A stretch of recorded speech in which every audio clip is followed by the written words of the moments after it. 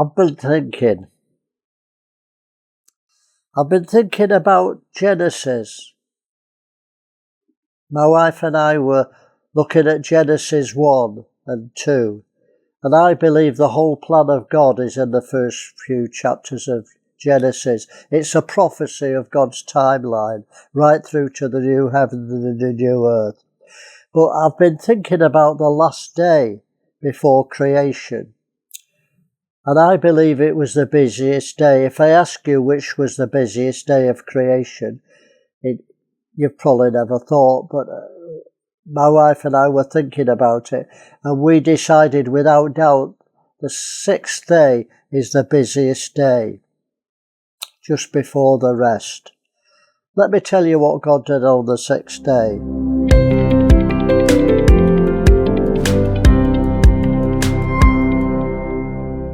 God created man on the sixth day. He didn't speak and say, let there be man, like the bushes and the trees and the vegetation. He said, let the earth bring forth this, and it brought it. Let the earth bring forth this, and it brought it. Let there be sun and moon, and they were instantly there. But on the sixth day, God formed man of the dust of the ground, so that took time. And God planted a garden on the sixth day and put man in it to dress it and keep it. And then God decided it wasn't good that the man lived alone, so he caused the earth to bring forth the animals and everything that creeps on the earth, and he brought them to Adam, and Adam named them all. That must have taken some time. I know that there weren't so many species in those days, because man has made lots of hybrid and different species, but that took time. And when Adam named when the man named the animals, that's the first time that God called man Adam, which means red. I don't know the significance of that, but maybe from the red earth. But God saw the animals were not sufficient for Adam, and he put him to sleep and took a rib and formed a woman and presented her to Adam. So this is a lot of activity on the same day.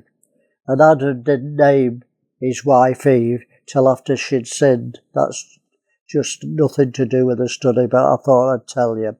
And then God rested on the seventh day.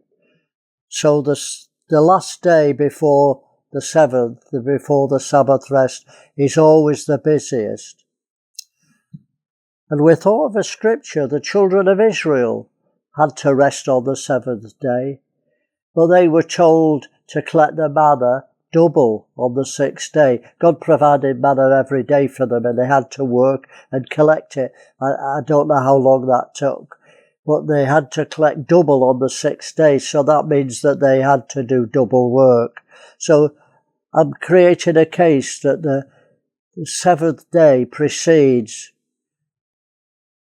a lot of activity. Well, I believe Peter gives us a key to the timeline of God. He says this in Peter, a day of the Lord, a day is like 1,000 years to God, and 1,000 years is as a day. Why did he say 1,000? It could have been 10 million or 10 or 100. And I believe it's a literal prophecy that God considers 7,000 years is his complete plan. He started, and after 7,000 years he'll destroy the earth and start again with a new creation.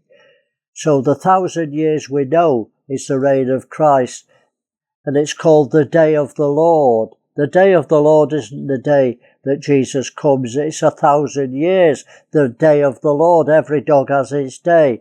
This is where Jesus will have all power and all authority, and he'll be God in the millennium, the day of the Lord.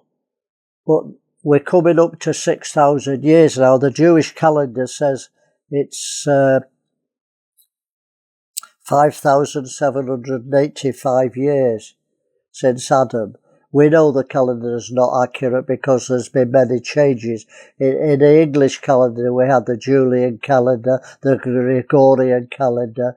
We know we lost 10 days, so it's not perfectly accurate, and I'm sure God's planned it like that, so that no man knows the day or the hour when Jesus will come.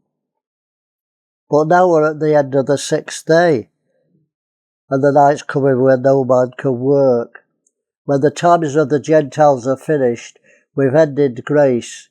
Jesus will rule with a rod of iron. That's military dictatorship. A rod of iron can never be a rule of grace. So the world is busier now than it's ever been. The 6,000 years just coming up to the millennium, we're busier now than ever before. The world's never been so busy. Daniel prophesied. God told him. Daniel 12:4.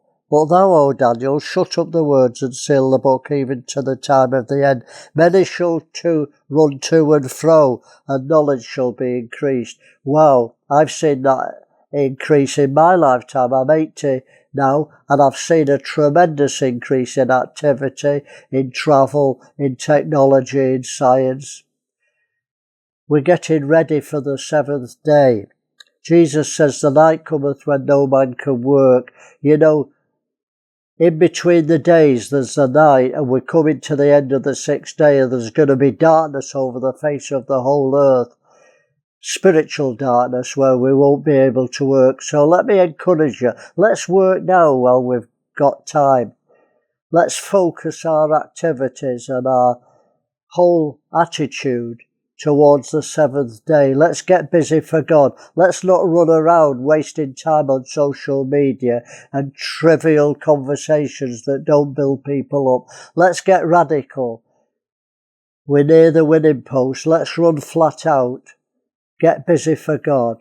Well, I hope I've challenged you, and I hope you think about things, and as always, keep thinking.